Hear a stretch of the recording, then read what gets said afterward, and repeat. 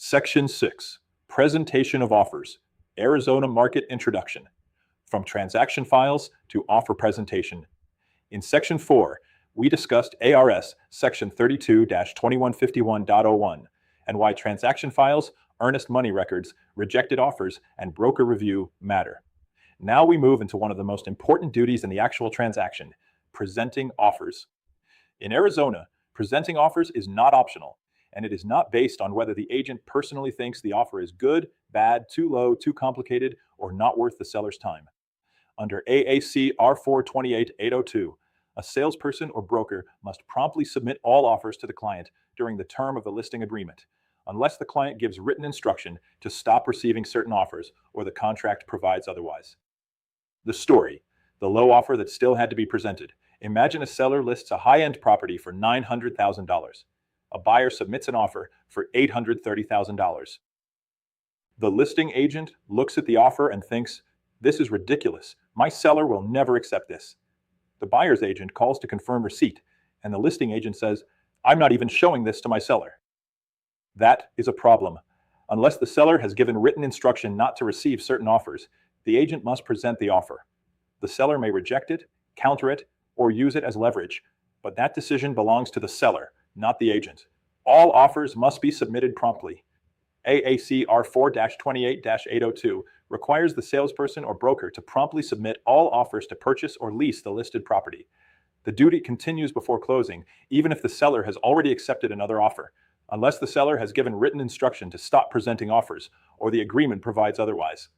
Best practice: do not assume.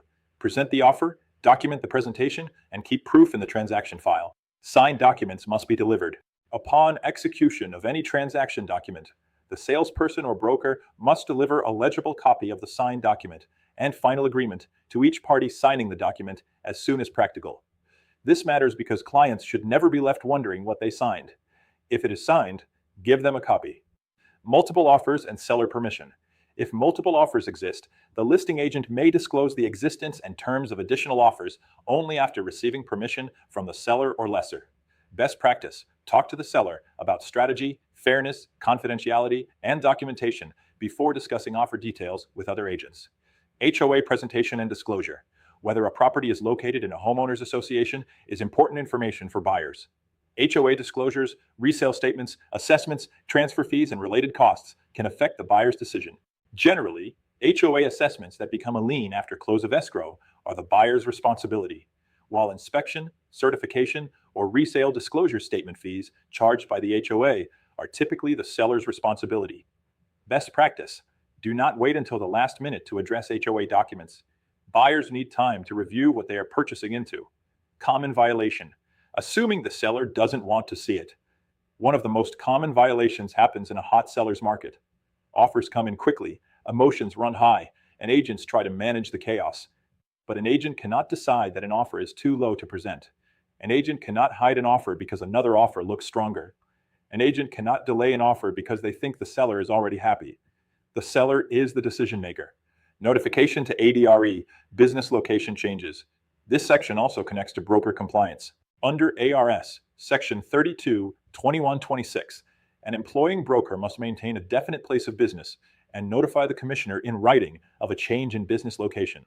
A change or abandonment of a business location without notice automatically cancels the broker's license and severs the licenses of salespersons or associate brokers employed by that broker. That is a serious consequence. A simple failure to notify ADRE can impact the entire office. Brokerage signs and business ownership. A broker must have proper signage at the entrance of the place of business, clearly showing the broker's name and the business name, if different. The broker must also remove the sign when leaving that location. When opening a brokerage, the broker must also choose and disclose the form of business ownership, such as a partnership, limited liability company, corporation, or sole proprietorship. Closing thought: offer presentation is about respecting the client's authority. The agent advises, explains, and documents. The client decides.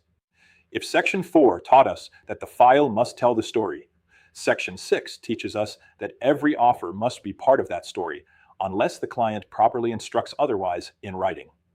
Online discussion question 1. Why must an agent present a low offer to the seller? Answer: because the decision belongs to the seller.